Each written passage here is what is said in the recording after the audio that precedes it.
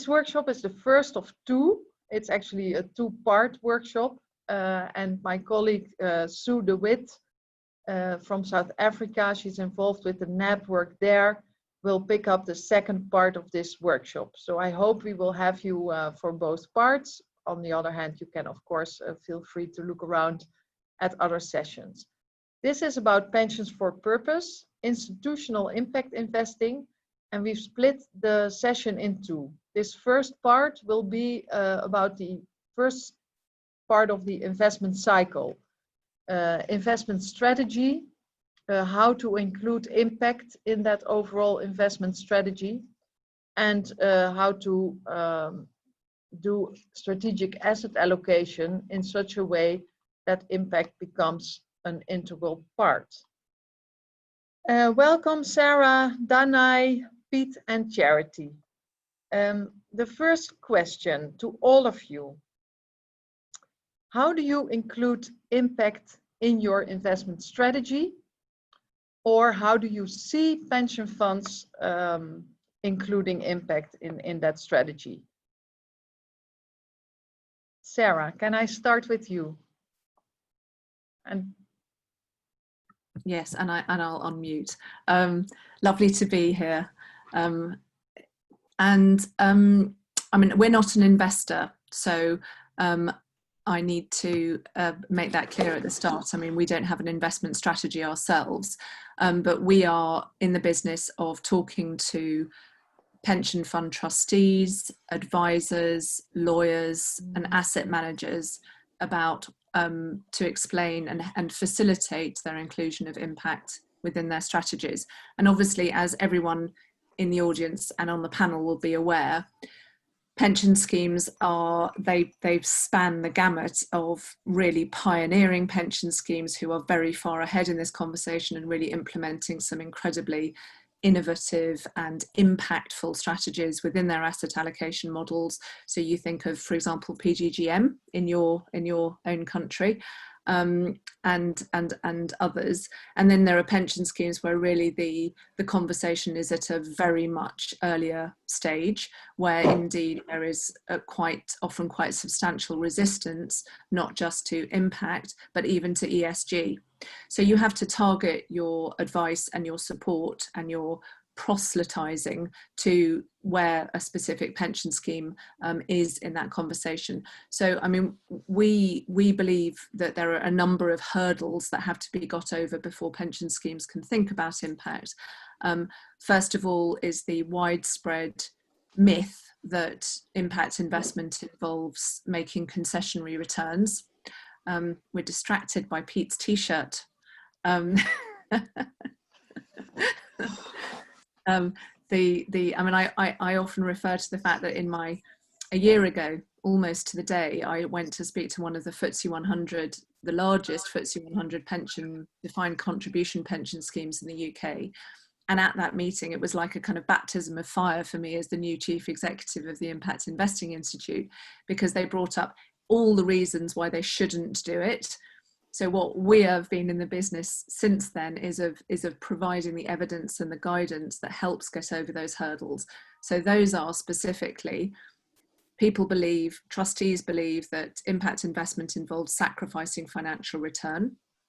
So we are building an evidence base across asset classes within the UK and elsewhere to demonstrate that that is not the case, that you can invest with impact and not concede return. Secondly, pension scheme trustees believe that there are not suitable assets and they're not at a suitable scale. So you have to, that's another part of the sort of challenge is providing evidence.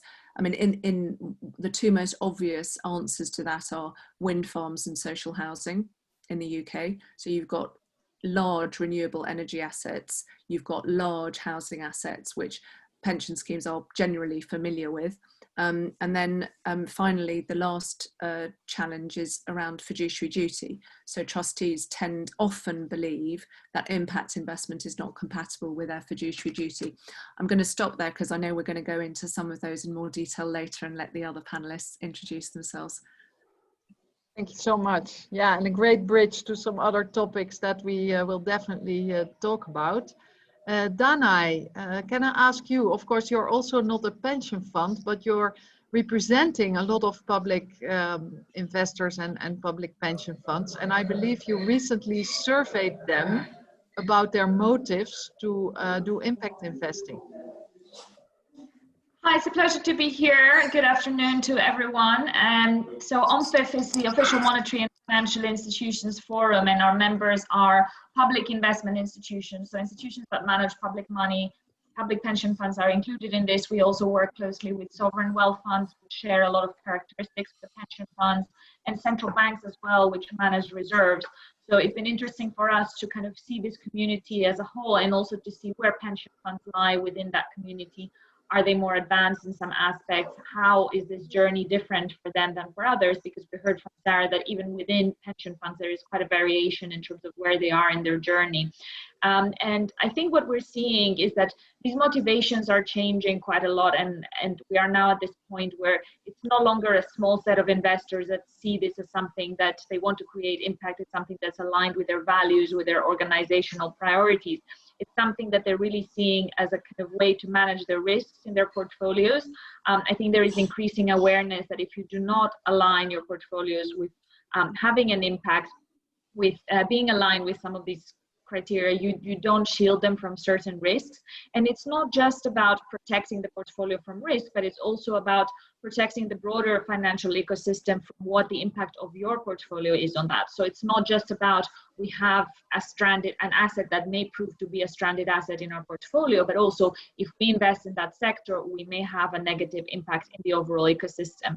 And that's something that we're seeing in our community, that there is this shift. And I think the shift from thinking about creating an impact to also protecting from risk is happening because a lot of the regulators are putting this emphasis, and we capacity as regulators.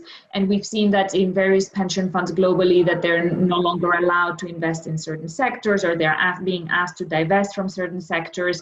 And so that is paving the way for them to focus more on impact investing as well. I can talk more in depth about the study that we did as we progress the conversation, but some things that I'd say also to what Sarah said is that definitely the scale issue is something that has been brought up a lot in our community. When you have investment institutions that have over $100 billion in AUM, then it's very difficult for them to go out and seek these deals, smaller deals in some of these asset classes. They want to have the very liquid asset classes, and for things like green bonds, for example, that are smaller investments packaged in big asset classes like a bond, then that's still quite small compared to the overall fixed income market for them. On the question about, well, there is this myth that it's making a loss or the financial impact is not known, that's also something that is brought up quite a lot in our community. And I think one of the reasons for that is that there is sometimes a gap, a time gap between the kind of cost that you need to set up a team to understand a more complex asset class and the benefit that comes much later. And there is these frameworks to match those horizons are not there in place for a lot of these investors yet, and that's something that needs to be worked on. And the other aspect is also the difficulty with measurement. So in our study, around 80% of these investors said that data is a big barrier for them to measure the impact of the non-financial impact of their investments. And even though they would like to do so in future, they're still not in a position to do so. And we are publishing now a report specifically about data. And it's not just about the data, the raw data that you have, but also the ability to measure these, the ability to have people in teams that are experts and can understand and analyze this data in your portfolio teams. So there's things about collection, about use, about measurement that need to be worked on. So I'll stop there, and we have these two studies that I'm happy to share more about as we progress the conversation. Thank you so much. And is it fair to say that your survey results show that there is a shift also from looking mostly at risks to also looking at opportunity? From the investor side, there is that shift. From the regulator side, it's still something that we are not seeing enough. And I think that will be the next frontier for them as well. So we did another study. We are a research organization, and in February, where we worked with central banks about how they are regulating climate risks specifically. And we asked them, in the institutions that you supervise, do you also look at their green finance initiatives, for example, or do you just look at the risk in their portfolios? And most of them don't really look at the opportunity side. And it may be that you have some risky assets in your portfolio, but you're also making a lot of efforts to invest with impact, to invest in sustainable assets in a positive way, and that's not really captured in the stress test or the regulations that they have. So I think there's still some way to go there. But from the investor side, we are seeing that shift, but a little bit. I think it's still slow. Okay, thanks. Before I proceed to Charity and Piet, I would like to call upon our audience, because there is a chat function, and we would really welcome your questions in the chat. You can also, I've been told, raise your hand. Just pretend to be in a room and raise your hand virtually, and then our facilitators from the GSG will be able to hand you the mic. So you are now muted, but if you want to speak up, you can. So I would really welcome you. This is Friday afternoon, the last day of the summit.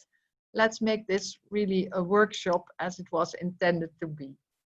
And while our audience is pondering on their own questions, I will proceed to Charity and welcome you from Zambia. And you don't represent a pension fund, but you told me in the preparation call that you have pension funds as clients. And how do you see their role in the context of your country, and also in the context of, for instance, the social challenges that exist? Yeah, thank you very much, Yvonne. I'm Charity, everybody, and I'm the board chairman for the Zambia National Commercial Bank. As a commercial bank, we accept deposits from pension funds. And the driving factor for pension fund deposits is the return that they'll get on it. And so because of that, they are really driving interest rates in the market in a way that perhaps makes it expensive to only lend that money to projects such as by being undertaken by SMEs for impact investment. So what I would think would be the best way to approach this is for a policy that will guide pension funds to direct the money in the commercial banks to support impact investing through the SMEs.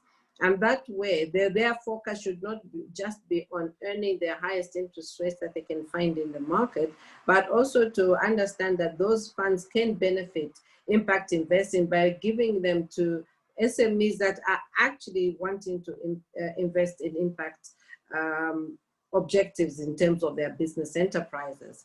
So this is where we find that there is this lacuna in the market, if I can call it that, because there's no regulation around how these pension funds are being utilized. And on the one side, there seems to be a contradictory objective for them, because, or competing objective, because they have to have the best return for those who have invested in the pension, whilst at the same time, the market needs these funds at a much cheaper rate to support the impact investment objectives.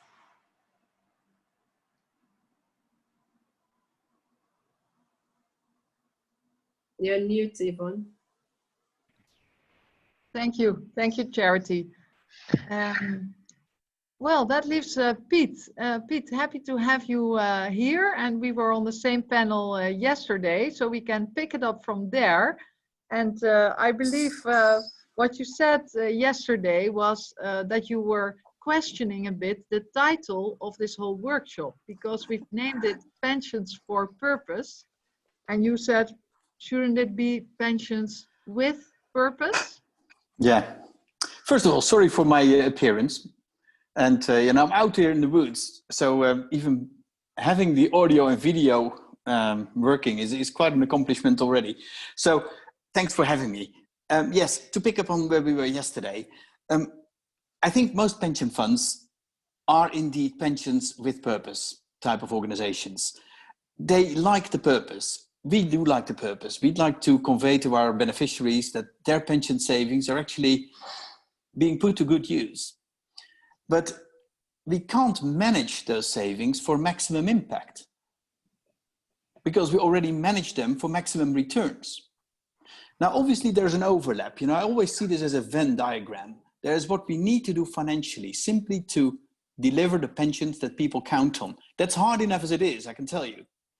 But that circle overlaps with what is not just financially required, but what is socially needed.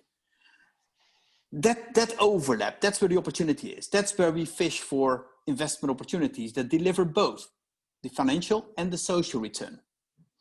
Now, indeed, we are managing with purpose or providing pensions with purpose.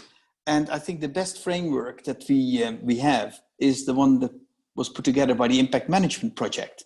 It has these nested concentric circles where you start from what is financially material already, moving on, pushing out the frontier, if you wish, to what is going to be financially material, the pre-financials.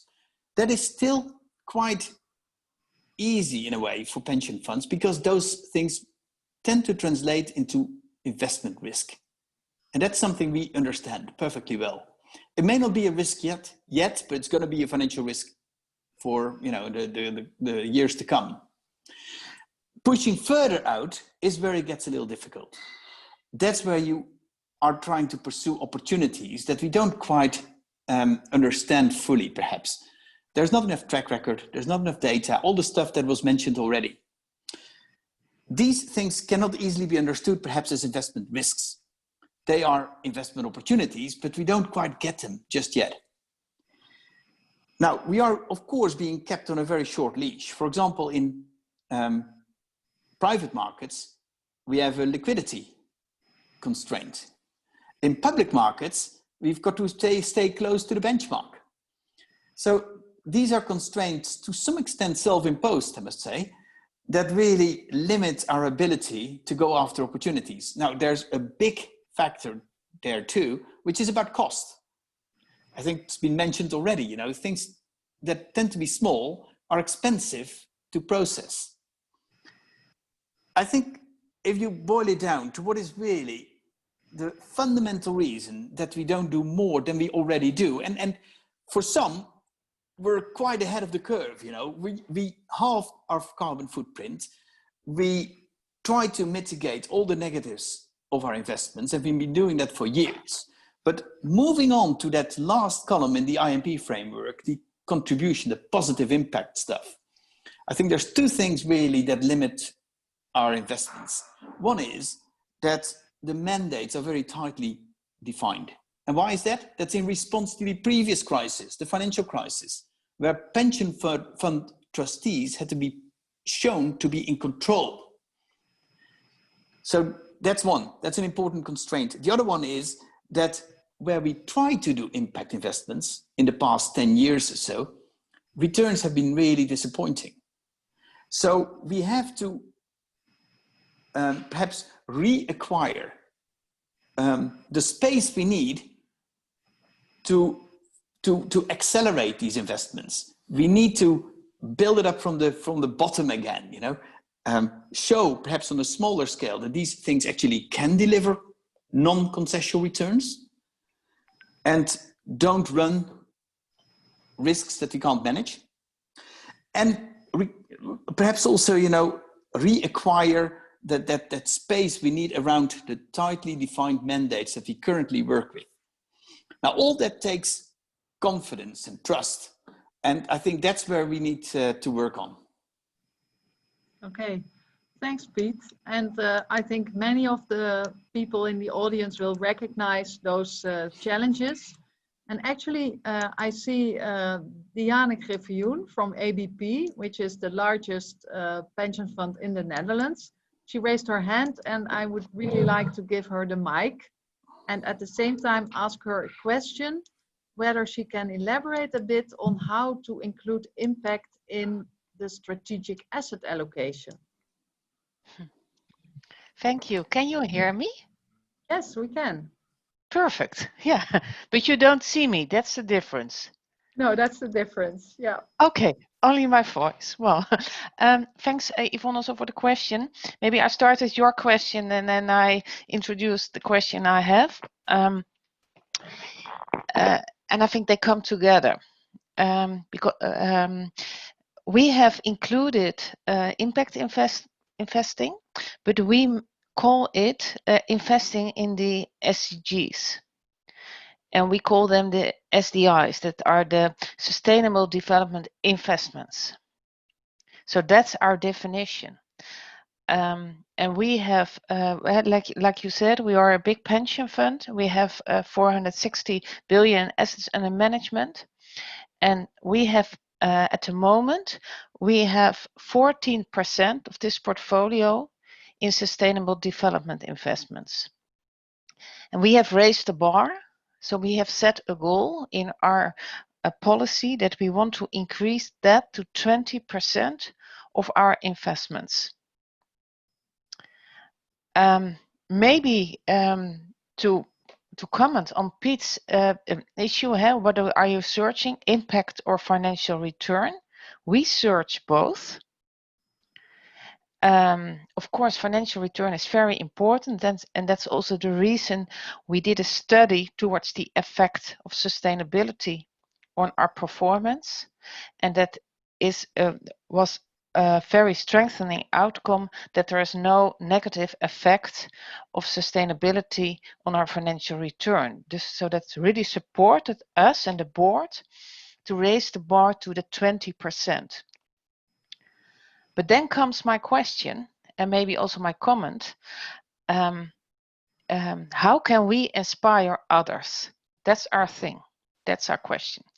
And one of the things we say is we need to have common language and common standards. And maybe Piet can elaborate a little bit more on the standards he developed together with APG, who is our asset manager on the SDI framework.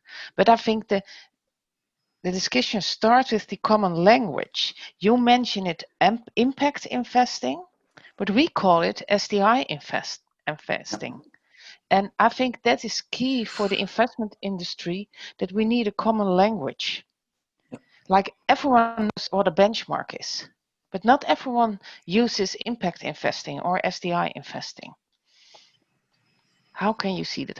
What can we do? Great, Diane. Thank you very much. And I see Piet already very eager to answer. Yeah, what Diane says is spot on. Of course, especially for mainstream investors, this is kind of new. You know, we know risk, we know return, but we are still learning about that third dimension, impact, or real world outcomes, or sustainable development goals. Now, what Diane says, you know, yesterday, in fact, we launched with, you know, a great number of participants, I believe 400 or so organizations tuned in a webinar for the launch of the Sustainable Development Investments Asset Owner Platform, which is a platform of asset owners, the name has it, that others can subscribe to in order to join the definition that we proposed 3 years ago, and the taxonomy that we built since, for exactly the type of solutions we'd like to invest in. The investment then is in different asset classes. It's in liquid markets, equities, bonds. It's in private markets, private equity, infrastructure, real assets, etc. And that way we try indeed to build a common language. You know, we should be able to explain to ourselves and to our clients what it is that we're looking for in either of these asset classes. That's the taxonomy. Then we need to have convergence on the decision rules. When is an investment green enough to be counted as a sustainable development investment? I believe it's an important thing, especially because, you know, the mainstream investment world is still trying to get to grips with this. And a common language helps a great deal. This is, I believe, the invaluable quality of the SDGs themselves. It allows us to all sing from the same song sheet. That is not quite the same as doing more of these investments, obviously. The only thing you've done then, it's still important, but the only thing you've done is you've looked at the investment universe and your own portfolio through an impact lens. The question I believe that we are discussing today is how can we grow those impact investments? And how can we grow those types of investments that otherwise would not have happened? Yeah. And that's the rub, of course. And this is where impact investments gets really difficult, because in a world where capital is for free, so it seems, at least in part of the world where it's for free, it's hard to find those opportunities. In other parts of the world, we still don't quite feel comfortable enough to even go with our money. And I believe this is where we were, the first round of the discussion. How can we build up the confidence, the track records, the data, the experience to grow that part of our investment portfolio? Yeah, thanks, Piet. And what you say also makes me think of earlier comments by Sarah and Danai, and refers to a question I got from the audience. Sarah, you talked about the beliefs, the trustee beliefs that are not always right. But when you talk about beliefs, there's also the concept of investment beliefs. And we have a question from the audience, from Crispijn, on how can pension funds be inspired or helped to formulate investment beliefs that would eventually lead to increasing impact investing? Yes, it's a very important question, and in a sense, it's for pension schemes that are at a very much earlier stage of the conversation than the sort of work Piet is describing at PGGM and other pension funds, where they're really asking the very difficult questions about how do you get into the impact investment opportunities that you're not even considering at the moment. So what you need to do as a pension scheme is in fact do what any organization needs to do when it's thinking more about its positive and its negative impact, is you need to have the really deep conversations internally so that you articulate your investment beliefs, and articulating and once you've articulated those investment beliefs, integrating them into your statement of investment principles. And in the UK, there's a number of pieces of specific regulation which are really pushing trustees and advisors and lawyers in that direction in any case. But we have developed two specific pieces of work to help that work and those conversations. And I think also I saw that Karen Shackleton from Pensions for Purpose had intervened on that particular point, and she will, I'm sure, in the next session elaborate with more detail about what that looks like in practice. But we have developed one of the concerns, as I mentioned earlier, is this issue that trustees believe their fiduciary duty is not compatible with impact investment. We believe it is, and we've developed a legal paper which I think of as a reassurance document, but it's to give that sort of legal endorsement. Yes, you can be doing impact investment. Indeed, you can even argue that you should be doing impact investment, and that if you're not, you are not actually fully meeting your fiduciary duty under the rules. We also believe, incidentally, that certainly in the UK, that there should be an enhancement of the definition of fiduciary duty, which makes it clear that you have to invest as a pension scheme trustee. You have a duty to invest in the kind of world in which we would all hope to retire into, i.e. a world where there is still a clean environment and greater equity and access to healthcare, etc., and also one that we would want to leave for future generations. But secondly, we've developed a set of 5 good governance principles, which really are about guiding the conversation around those investment beliefs, and then about how you incorporate that into your processes. So first of all, you have to have those conversations that allow you to adopt what we're calling the transitional mindset. And then you need to set your impact objectives, which you need to incorporate into your statement of investment principles.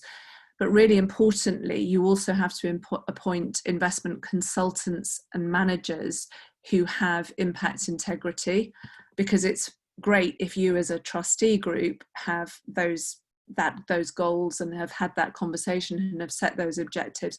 But if your asset managers and your consultants are not fully aligned with that, it's going to be very, very difficult to implement any of that in practice. And finally, of course, you have to manage and review your impact. And this is where, you know, critically, I mean, some of the points that Pete and Deanne were making were so central to that. I mean, the need for transparent reporting around both your objectives, but then secondly, how you deliver on your objectives is absolutely critical, because you're not going to be able to tell, you're not going to be able to align your financial return with your impact return. You're not going to be able to revise your portfolio asset allocation. You're not going to be able to tweak your objectives going forward unless you're able to do that. And that is why we fully support the impact management project's drive for global convergence of standards for measurement and management of impact, because without that, I think it's extremely difficult to have the transparency that we all need. Yeah. Yes.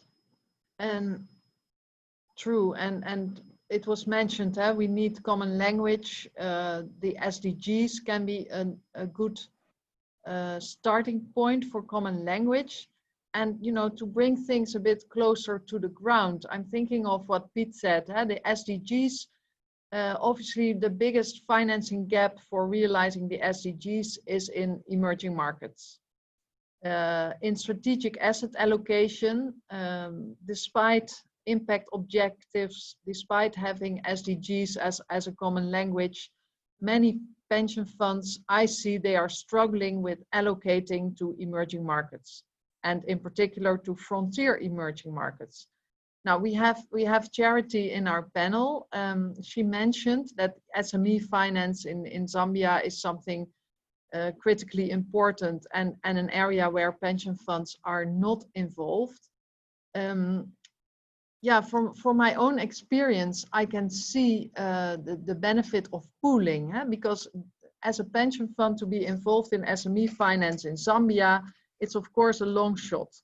But we have some Dutch pension funds that participate in an SME finance fund where they can join FMO in lending to banks in emerging markets. And banks use that funding to provide loans to SMEs. That's explicitly required. There's a use of proceeds obligation towards that funding.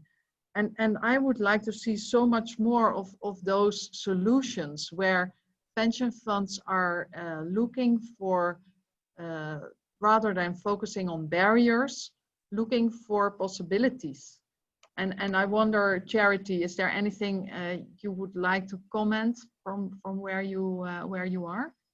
Yeah, and I think in terms of possibilities, this would be immense in the emerging sector in terms of the small and medium enterprises. And right now, I think the biggest hindrance we have, I guess, is the policy and the statutory act that actually dictates where the pension funds can place their funding. Because in terms of further investments, what they call it, the statutory instrument has to be passed by government to allow them to explore other areas for investing other than just increasing their return. And so in terms of liquidity, they're sitting on a huge pile of liquidity that can only sit in the bank, that the bank is taking the risk itself in terms of how it manages that fund onwards for the pension fund. So if there was policy that directs these pension funds that, listen, one of the things that we're seeking to do is to impact the economy through your investments. And I think once that is done, they will definitely support the emergence of a burgeoning SME that has access to affordable capital that will actually give them the returns that they want, but not at an extremely high rate than is currently happening. So there's this, like I said earlier, there's this pool between investing their surplus funds, I call them, for the purpose of enhancing the pension pool as opposed to investing in the economy that enhances the economic growth.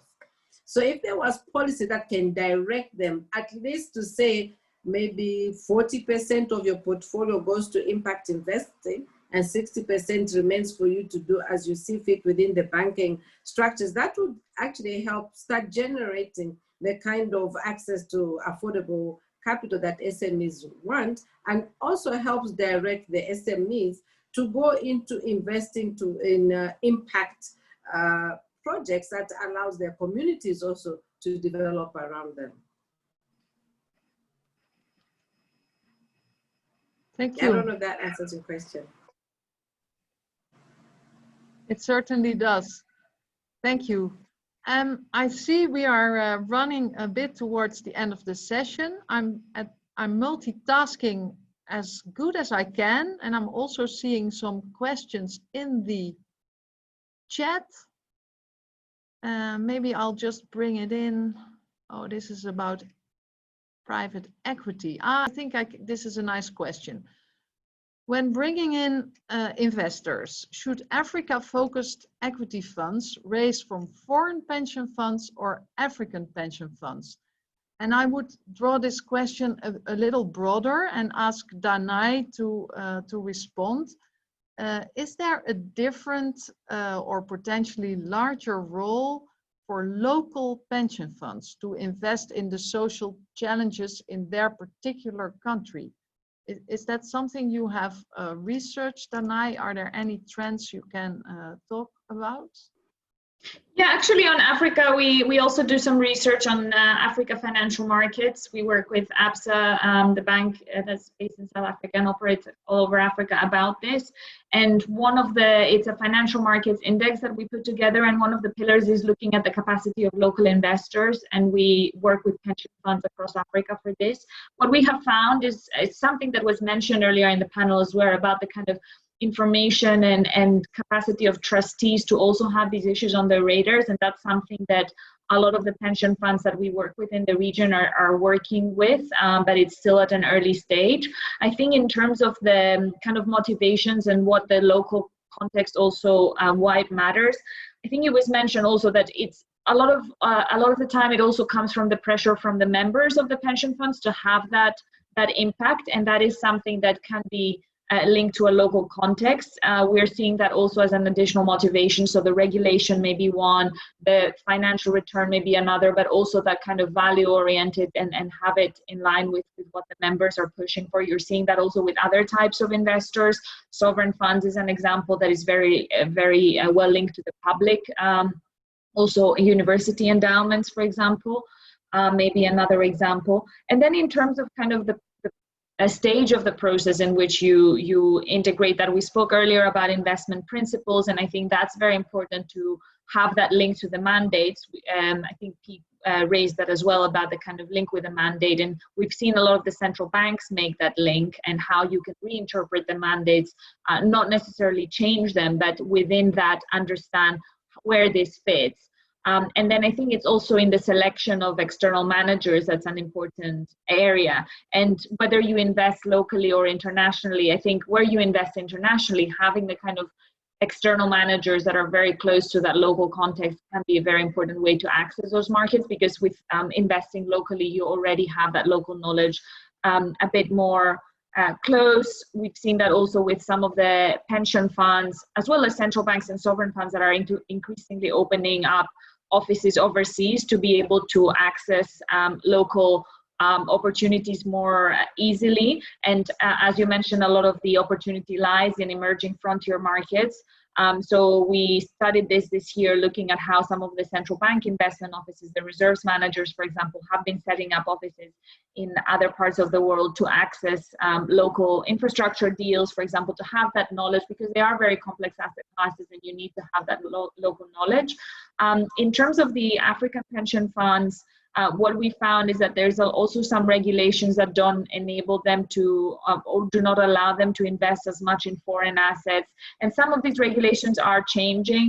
We saw that also in Japan or other Asian markets, that they changed the share of the portfolio that could be in foreign assets, and that enabled some of these pension funds to invest more heavily in sustainable assets.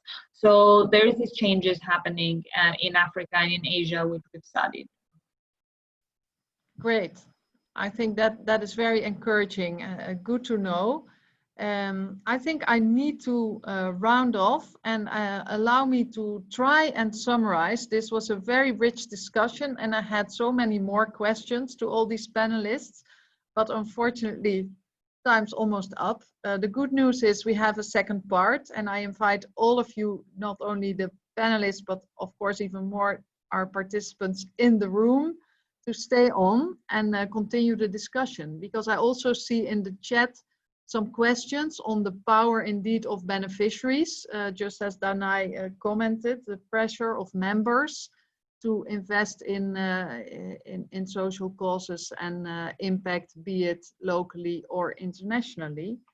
And what I take from this discussion is that, you know, investment beliefs are driven by many influences, the trustees' personal convictions, but also regulators, and also all of us can influence as well by raising awareness and improving knowledge, what we've also hoped to do with this session. I liked it very much that Diane posed an open question: how can we inspire others? I think the larger pension funds are really seen as examples by a lot of other smaller institutions, and that inspiration is an important part, but also the enabling by means of a common language, common metrics, so that we all are talking about the same things. With that, I would like to thank very much my panelists and look forward to the next part of this session.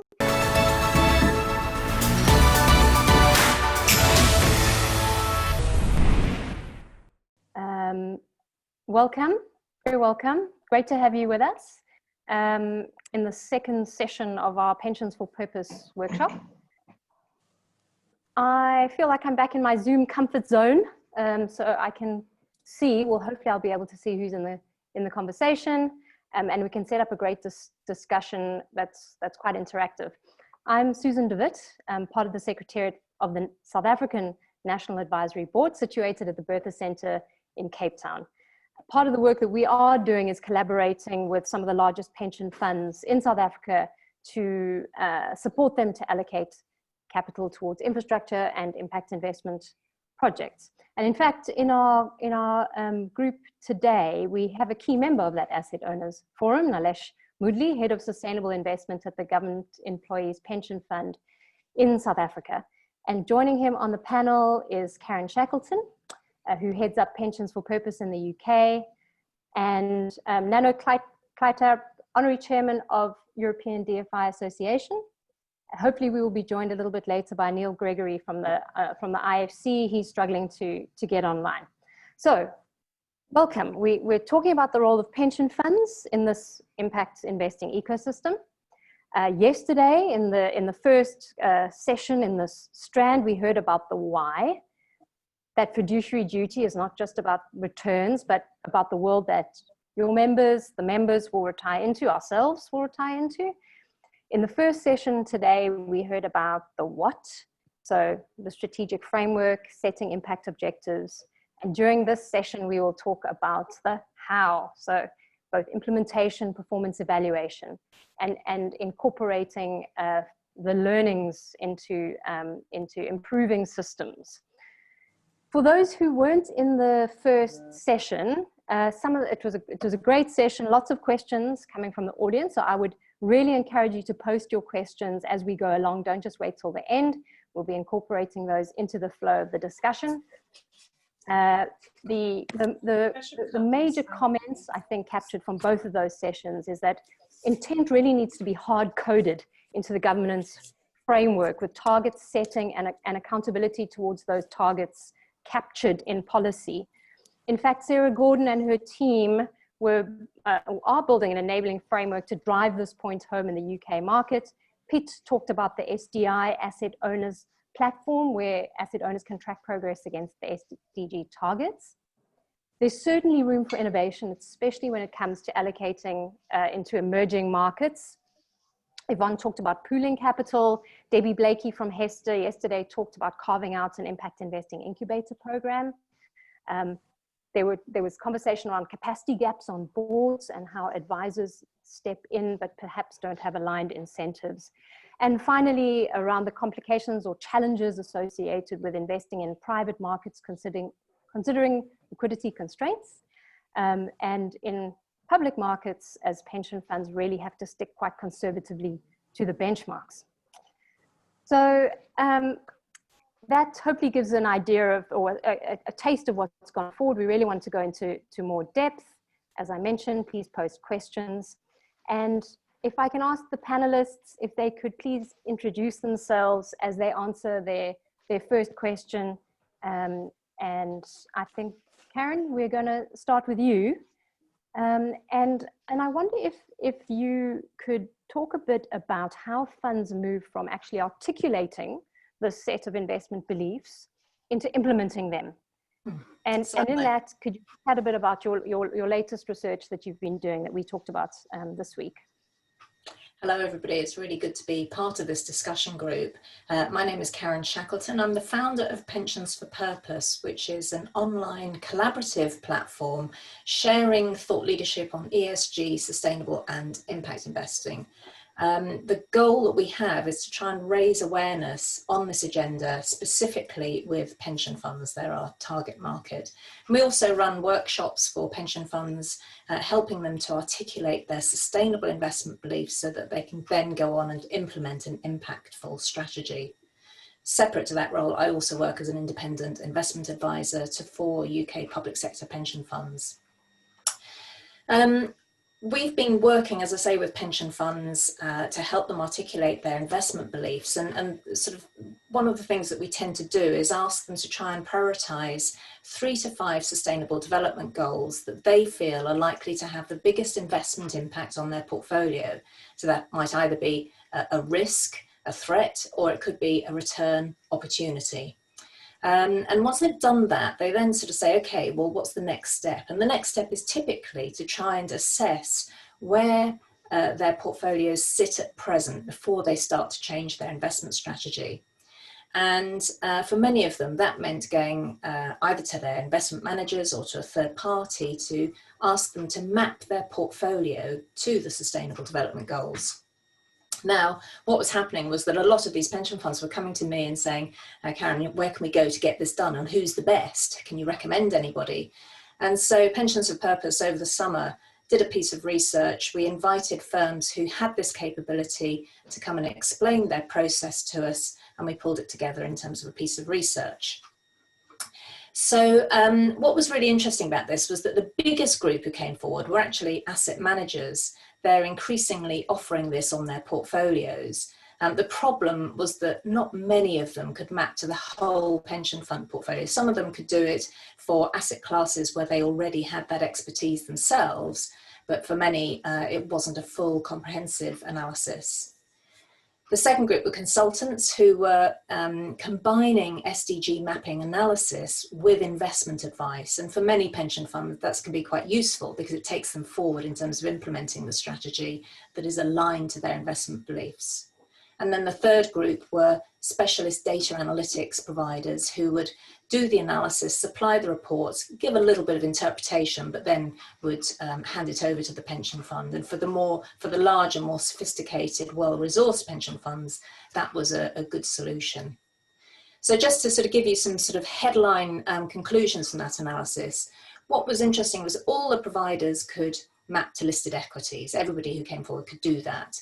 3/4 of them could map to fixed income portfolios, but only 40% could map to the private asset portfolios. And I think that is an area that remains a challenge. And if there's an opportunity for a firm to come in with that expertise, I think they will find an appetite for that capability. We also found out that 2/3 of the providers could map to all 17 Sustainable Development Goals, whereas 1/3 of them excluded some. Typically it was SDGs 16 and 17. And then the main difference in methodology was just around how they measure net impact. So did firms offset negative impact against positive, and how did they do that? Did they immediately screen out a company if it had negative impact, or did they try and sort of balance the two and assess whether overall it was a positive or negative impact company? And did they focus only on products and services, or did they also consider the way the company was operating its own business and incorporate that into their analysis? So it's a really interesting piece of research, and we've had a lot of inquiries off the back of it. So thank you. Karen, just one question on that. Why were they struggling to map to private market portfolios? I think it was the lack of data. So there's a lot of published data on equity markets, but with the private markets, that data just wasn't easily available. And so it was a much more time. I mean, there were specialist firms who were prepared to do it, but it was quite a costly exercise as well. I mean, that was another issue. So what the sort of compromise solution seems to be is that they will do a fairly high level analysis of the private market portfolios. But then if it was apparent that perhaps one of the private market portfolios was not aligned to your goals, to your investment belief goals, and that you wanted to look at that in more detail, you would then have to engage the analytics firm to do a deeper dive into how they were sort of aligning to those particular sustainable development goals, and that would have been a more costly exercise. Nilesh, I wonder if you could let us know if the Government Employees Pension Fund in South Africa has done any such mapping, or what your approach is to understanding what your baseline is as you introduce yourself, and then I will follow on with another question for you. Okay, thank you, Susan. So it's Nilesh Mudri here from the Government Employee Pension Fund of South Africa. So we're a large institutional investor with around about 2 trillion Rand assets under management, which works out to about, I think, 160 billion US dollars. So within our approach, we do follow our set investment beliefs that looks at ESG integration, but also looks at the developmental aspect of actually improving the socioeconomics within our country, seeing as we're facing huge problems in unemployment, in access to quality education, etc., etc. So we have a dedicated impact investing fund called the Isibaya Fund. We perform from the investment team the strategy, the oversight, the monitoring, and the evaluation. We report on the social impact of these investments also at the unlisted level. So at our investment committee meetings, I mean, we would be reporting on both the financial and the non-financial aspects of our impact. And we have a total of 5% of allocation to developmental investing. Some of the categories in which we're investing in, they span across healthcare, education, renewable energy, environmental infrastructure, economic infrastructure, and then also we look at developing small businesses as well. So it's quite a holistic view that's been developed over time, and I think the reason that we've been able to develop it in this way was we got onto the responsible investing, I would call it bandwagon if you want to call it that, rather early, as being a founding member of the Principles for Responsible Investment. So the interaction we have as the asset owner with our asset manager, which is the Public Investment Corporation, they manage the bulk of GPF's portfolio. So we set a responsible investment policy, impact investing strategy with them, and we have quite a high level of collaboration with our asset manager, where we work together on these impact investing issues. So what we would have is, they have their ESG team, and we have our ESG function as well at the GPF, and we monitor ESG risks across our different asset classes. But we also look at what are the impact indicators, that actually are aligned to our targets, and what developmental impact do we see, over a particular period. And we've used a variety of impact investing indicators, including the Global Impact Investing Networks indicators. We've looked at sustainability frameworks and structures, and we dedicate quite a bit of our research to looking at which are the best practice. currently we actually have, a bespoke impact investing metric system that was developed through our asset managers. So it's quite bespoke, it's quite developed, but we're constantly looking at improving it. Can you tell me, Nilesh, in fact, let me move on, and then I'll come back. I want to ask you a slightly in-depth question about how things have changed as a result of COVID. But Nano, I just want to engage you. Maybe you can tell us a little bit about where you're sort of engaged at the moment, especially with your engagement with the European DFIs, and perhaps give us your opinion on how developmental agencies and banks are supporting pension funds to invest in impact, what they're doing well, what they could do better, and how this has changed as a result of COVID, or how you think it should change. Yeah, thank you very much. So my background is I was, until a few years ago, the CEO of FMO, the Dutch development bank. I'm now the honorary chair of the European Development Finance Institutions, which are 15 European DFIs who have a total portfolio in private sector in emerging markets of about $50 billion US. And I'm involved in several, impact funds in Arise. That's a platform for investments in banks in Africa, in And Green, which is a platform, a fund for providing debt in the supply chain of the big commodities that are causing deforestation, so to change business models. So let's say still very much involved in the whole DFI world.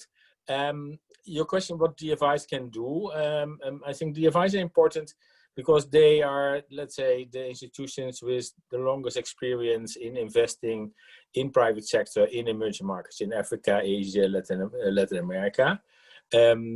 All together, if you talk, then the estimates are it's more than $150 billion of portfolios in several sectors. I think I would say that financial sector, infrastructure, especially renewable energy is important. Inclusive finance is an important one. Agri is growing. And I think the great benefit for institutional investors of the DFIs is that DFIs are building up quality portfolios, quality related to the due diligence or financial screening of the portfolio and the monitoring, and quality in the sense of ESG, looking very in depth in the environmental, social, and governance issues, having a good picture, doing a good monitoring, and seeing that all the companies they invest in comply with certain standards, mainly the IFC performance standards, and that they are very focused on how they contribute to the SDGs. All DFIs are also reporting on this, so that's important, I think, for the transparency for institutional investors to get in. Important, what of course institutional investors pension fund need is investment at scale. The problem, I think, in the impact space is that there are a lot of funds and initiatives which are small, and which are too small for the pension funds to invest in, because they need a minimum size, especially the bigger pension funds, and then you're talking about at least 50 or 100 million, something like that, and maybe more. So if you look at the portfolios the DFIs are building up, are really portfolios at scale, and I think that's where the big benefit is. And with the experience they have, in all DFIs are already for at least 50 years, or most DFIs, but they're 50 years active in these markets. You're talking about challenges. I think one of the challenges is, especially at the impact side, and also, well, maybe also even at the SDG side, is harmonizing measurement. That you have one standard of measurement. You have, of course, the IFC, how you manage it and measure it, and the whole methodology and the processes, but also quantitatively, do we have common measures? And there's, I think, there's still, we have to do a lot, but DFIs are coming together, and especially in jobs and CO2 measurement. So if you do qualitatively fair jobs, and CO2 measurement in the sense of CO2 avoided.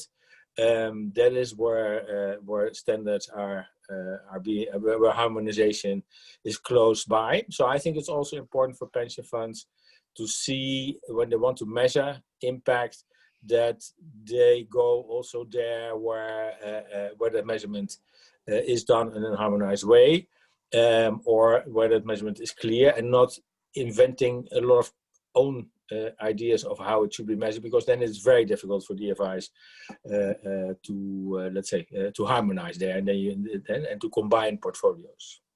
So I think it's the quality and the scale, the ESG approach, that and the long-term experience that DFIs bring in building up portfolios that are interesting for institutional investors. I know, just one question on that. Where have you seen examples, maybe DFI or otherwise, where you've been able to reach scale?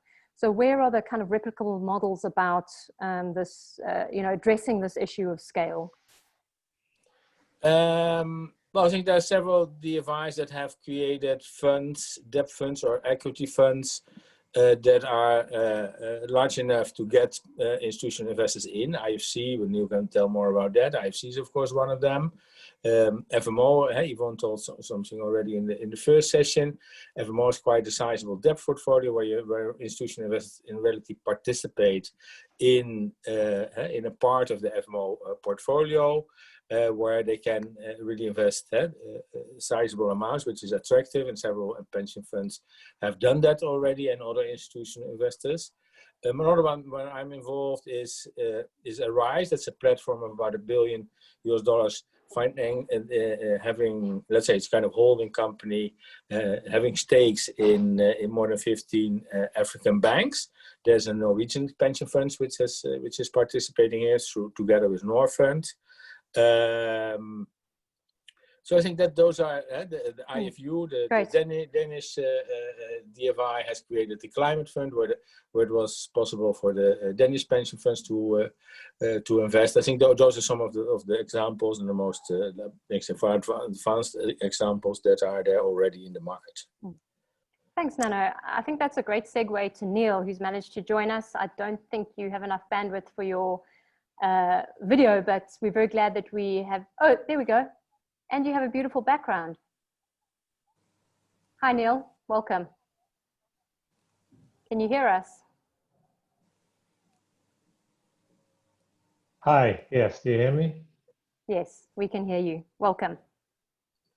I don't know if you heard what Nano had to say, but he talked about two challenges in the market. One being kind of size of investment, so private market investments, impact investments being sufficiently sizable for pension funds to take part, and also this issue around convergence around impact measurement management frameworks. We know that the IFC is being kind of integrally involved in addressing some of these issues.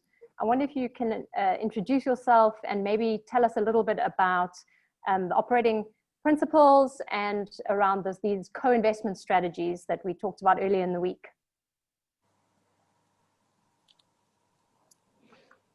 Great, thanks, Susan. Good to see everybody on the panel. So I'm Neil Gregory. I'm lead IFC's thought leadership work. And a lot of that work is around how do we mobilize the financing needed to finance the Sustainable Development Goals. And as part of that work, we spend a lot of time talking to pension funds and insurance companies, other institutional investors around the world about what would it take for them to invest more in investments that contribute to the SDGs. And we know that the biggest financing gaps in emerging markets, so that means getting them comfortable with investing in emerging markets, where most pension funds and insurance companies have very little exposure today. And so a lot of what we hear from the institutional investors is about knowledge gaps and information gaps. They don't know enough about these markets, they don't know the risk profile. And although they increasingly are motivated to contribute to the SDGs, they find it confusing to navigate between different types of sustainable and responsible and ESG and SDG investment funds and bonds that are put in front of them. And so a lot of what we've been trying to do in the last couple of years is bring some clarity and consistency to the market, which is key to get these institutional investors to invest. So on the fixed income side, I've been involved in developing the green bond principles, which have been key to that market growing rapidly. It's now $1 trillion market, and that is an asset which is very attractive to institutional investors. And then on the impact investing side, we, together with a number of other investors, including some DFIs, private asset managers and asset owners, developed the operating principles for impact management to provide a common framework for how you manage an investment fund for impact, whether you're a DFI, whether you're a private fund manager, whether you're doing debt or equity, whether it's in emerging markets or developed markets. And these principles provide 8 principles which really speak to what you do at the different stages of the investment cycle. That's the 9th principle, which says you should disclose your processes and have them independently verified. And that's what gives transparency and credibility to these principles. And so we think these can be a very useful tool for pension funds and other institutional investors if they're looking for impact investment opportunities. If they place their money with a fund or an institution that is following the operating principles for impact management, they know that their funds will be managed in a disciplined way to actually achieve and contribute to impact, and they would know that they will have full transparency on how the investment manager is doing that, because this is disclosed and this is independently verified. If I have another minute, Susan, maybe I could also touch on the point about scale that Nano and others have talked about, because I do think this is important. There is a mismatch between the scale of many impact investment opportunities today and the scale of investments that pension funds and insurance companies operate at. So I think the key to closing that gap is you need aggregators who can put these investment opportunities together into larger ticket sizes, which also can offer diversification of risk, which is helpful in getting institutional investors comfortable with the risk profile of these investments. So IFC has done this on the debt side. We have a syndicated loan platform called MCPP, which has attracted around $10 billion of institutional investor money over the last couple of years. We have an asset management company platform that does the same thing in the form of equity funds, which provide, again, opportunities for institutional investors to write checks for $1 billion plus at a time and get a diversified portfolio of impact equities. So I think this is what we need to really close the scale gap, is more of these kind of aggregation platforms, which funds and other co-investment platforms which provide institutional investors the opportunities that they're looking for. Great, thanks, Neil. I wonder if we can maybe move on to one of the audience questions. So I see Zohaib Khan has put a question in there for Nilesh, which really revolves around the attitudes of the pension holders around ESG issues. So whether you have, maybe you can discuss how, you know, who the members are in the GEPF, whether they are, you know, representative in the South African sort of pension fund space, and what you feel members in general have been requesting around ESG. And a second question, Nilesh, maybe around the importance of local capital going into local businesses, and the role of the GEPF in building this real economy, especially in this COVID recovery phase.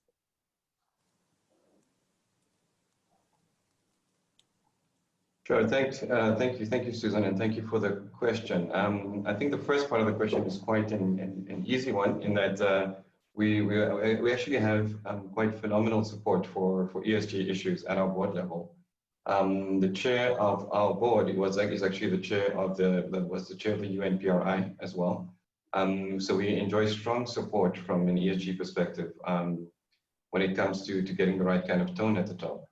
In addition, we have trustees that are actually members of the pension fund themselves, and then we have independent members as well. So from the reflections on our board, they take ESG issues very seriously, especially because of the nature and the history of South Africa, and because of the nature of historical redress that impact funds have the ability to actually effect. So I think that for me is the first part of the question. I think, Sue, you were asking more around, I think it was COVID-19 and the impact on the fund. Is that correct? Yes, please. So I think with COVID-19, there are multi-layered effects. I mean, the first effect for me was the immediate effects of, South Africa had undergone a lockdown, which was one of the strictest in the world. We were thrust into sort of the virtual and remote working environment. Our unlisted and listed investments were under pressure on their balance sheet from operational stoppages. We had issues around health and wellness on employees, and there was a big shift from investment money away, sometimes from environmental outcomes, more towards health outcomes. So I think that in essence, the COVID-19 pandemic provided the world with quite a rude awakening to digitization and new thinking and challenging views about politics, economics, livelihoods, and businesses. And I think what the challenge we had in South Africa is it's quite the SME market in South Africa is quite dependent on traditional on very traditional segments. And this rapid move to digitization, I mean, it wasn't something that was completely prepared for. So what I'm seeing is that even though there were, significant, setbacks, downfalls, I mean, it's a completely unprecedented pandemic, but I think there are opportunities that pension funds, have looked at with researching, and we're looking at what kind of innovation, is there in this. Let's not waste. Let's not waste. This huge problem that we have in front of us. We looked at research in certain companies that are actually doing well or actually persevering throughout the COVID-19 pandemic. And if you look at the industries such as telemedicine, drone technology, your servicing companies, your online deliveries, your 5G companies and technology companies, online shopping, online education, we're seeing the emergence of these industries becoming so much more relevant. And these are the kinds of research and opportunities we're looking at in terms of our impact investing going forward. Can we prepare for radically different outcomes from the direction the country was headed through previously? But this requires leadership. It requires an understanding of the opportunities presented in the scenario, both in the realms of government and business, because the context in which we're operating is so important. So I think the true leadership for development during COVID-19 will be the test of how South Africa embraces this core logic, and if we as a pension fund can actually actively seek out opportunities in these scenarios that move South Africa forward, not just to a transition that is only a just transition in the sense that it's moving away from coal, but something that's just in that it also undertakes an assessment or addresses the issues of inequality within the country, and does this through investment in infrastructure, in businesses that become resilient, in the future. Thanks, Nilesh. I see that Zoe had a follow-up there, but I'm actually gonna pass that over to Karen. Karen, you talked about the difference in approach between pension funds, asset managers, or investment advisors towards this mapping process. I think a lot has been said about the relationship between these three groups and how there is a certain gatekeeping element within this dynamic. I wanted to know how you perceive it and how you think these stakeholder groups can work together to, increase this meaningful allocation, and then how members themselves fit into this dynamic. So how are members and beneficiaries, pushing this trio to allocate? It's interesting. I mean, in all the conferences I've spoken at over the past 2 or 3 years, where I've had an opportunity to put out a voting question, I've asked the pension funds who are present, what's stopping you from allocating to impact? And in every single conference, the biggest hurdle is lack of knowledge. So people always assume it's all concerns about the return, but in the UK, it's a question of lack of knowledge. That is closely followed by lack of consultant recommendation. So I think there really is a call to action to the consulting industry to be a little bit more proactive with pension funds and to give a clear way forward. The way we run our workshops with pension funds is that we actually encourage the trustees to invite perhaps the retired members representative, the union representative. We get perhaps if there's an environmental officer, we will get them along. We've had sort of meetings, because I personally advise public sector pension funds, they're public meetings. And so we've had action groups coming, and sometimes they will invite the action group to join the discussion, because I think, you've just got to constantly be listening to what is it that people want. That having been said, I think it's really important to keep it grounded in investment. And so when we do the workshops, we're always coming back to what's the investment thesis? If you're going to prioritize this, what is the investment thesis underpinning it? Sort of world poverty, it's a fantastic goal, and it absolutely needs addressing. But is it going to be most effective if a pension fund is allocating capital to that while still delivering to the members' requirements of delivering to their pension fund payments over time? So it's a very holistic environment, and it's multifaceted.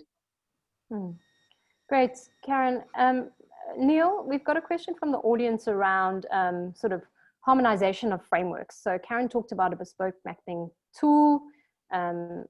Pete Klopp earlier talked about PGGM's SDI platform. Obviously, Nano mentioned the IFC operating principles. What is your view on the coalescence of these frameworks in the market?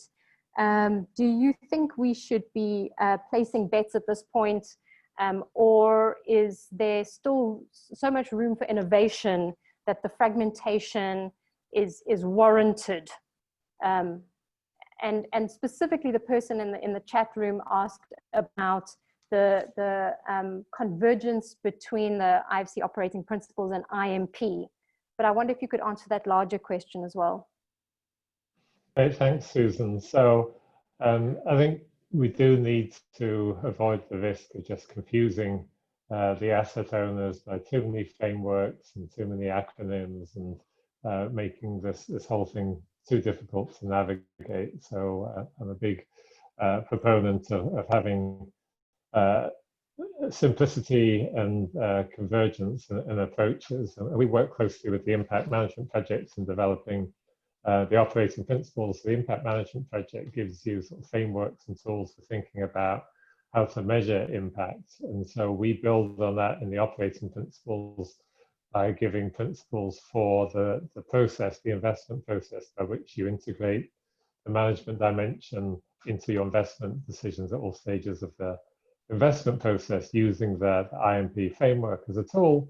And then when it comes to measurement, the operating principles say where you should measure at different points in the investment cycle. But when the frameworks that you would use for saying, well, how are we going to measure, would be for private investors, I think the emerging framework is the IRS Plus platform from the GIN. And for DFIs, it's been what's called the HIPSO framework. And so what we've done over the last year together with the GIN and the impact management project is actually work to converge the HIPSO and IRS Plus framework to the point at which they're about 95% aligned now. So we're getting close to having a single impact measurement framework. And all of this is for those investors who want to contribute to doing good. So it's complementary to, but different to the UN principles for responsible investing, which are really principles for avoiding doing harm. So again, if you think about the impact management projects framework, ABC framework, then most institutional investors already signed the UN principles for responsible investing. So why would they want to now adopt the operating principles for impact management? It's for those who say, well, there's some parts of our portfolio now we want to avoid just good ESG risk management, We want to go beyond just doing no harm. We want to actively contribute to solutions and to achieving the Sustainable Development Goals. And that's where the operating principles for impact management come in. Thanks, Neil. You're also part of the structured network that I think the Impact Management Project has been convening. I wonder if you could tell the people in the audience a little bit about that structured network and how those organizations work together. Thanks. Yes, so the structured network is a great initiative by the Impact Management Project to bring together the whole alphabet soup of standard setters, which cuts across not just those working with impact investors, but also those working on corporate impact reporting. And the vision should be, and I think Ronnie puts this very well when he talks about that corporates needing to measure and report on impact alongside their financials. The long-term vision should be, if we get to where corporates are reporting on impact using consistent metrics, that makes life easier for investors. Up until now, impact investors have developed their own ways of measuring impact, and then we go to our investee companies and ask them to report using those frameworks. But what we'd like to get to is the point where those investee companies are already using a framework to report on corporate impact, and those frameworks then can feed into the investment, the measurement of investment impact. So I think the structured network is very helpful in bringing together all the different parties working both on corporate impact measurement and on investor impact measurement and management, so that we can really work towards that alignment. Nano, I think we've got 5 minutes till closing, and I'm going to ask you a question, and then maybe if you can end off your answer with one recommendation that you can send out to our audience. But the question is really around how we support emerging market pension funds to invest in their own economies. A significant portion of those funds are currently being invested offshore. And I wonder if you had any comments around that.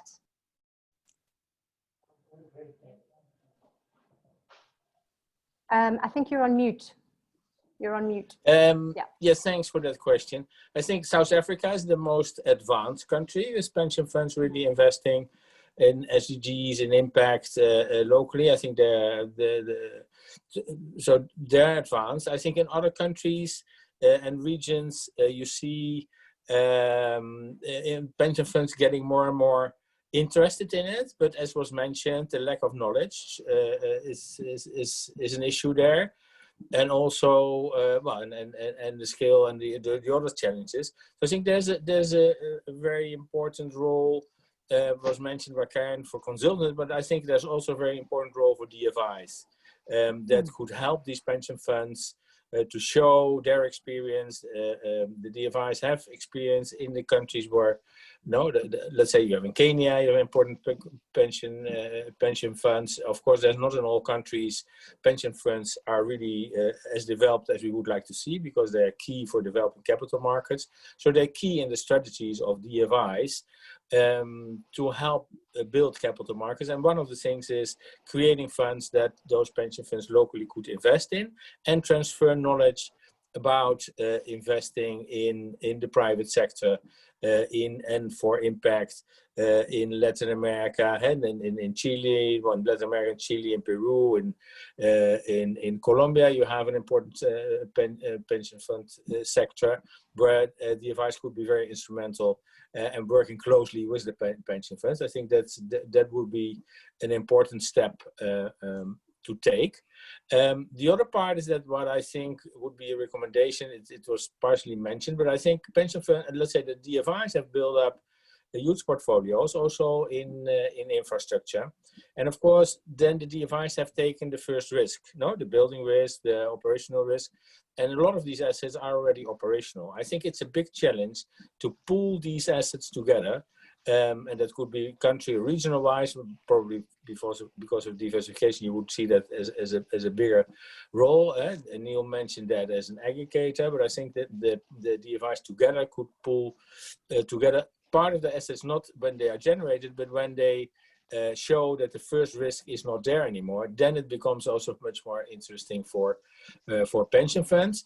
That means also, well, you need a lot of harmonization, because you have to define the risk factors on a similar way. But there we have more than 100, maybe 200 billion of portfolio, which could be brought to the market if we structure that well, and could also be a big opportunity for pension funds to invest in. Great. No. Karen, parting comment and recommendation to audience. You've got 20 seconds.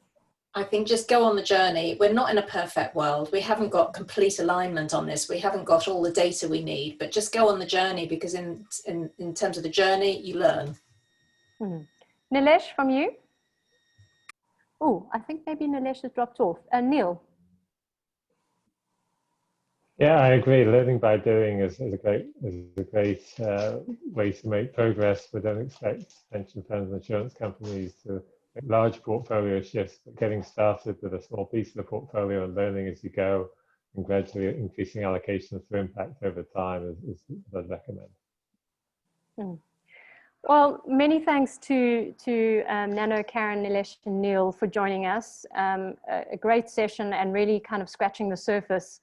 I think those of us who are interested in this topic know that the devil is in the details. So that is really a good word of encouragement to get stuck in. And then to learn from each other, because I think there's a lot that has gone before all of us market builders. That is very sort of a good foundation on how to proceed. So thanks, and thanks to GSG, thanks to Francesca for organizing and moderating the session. And we'll see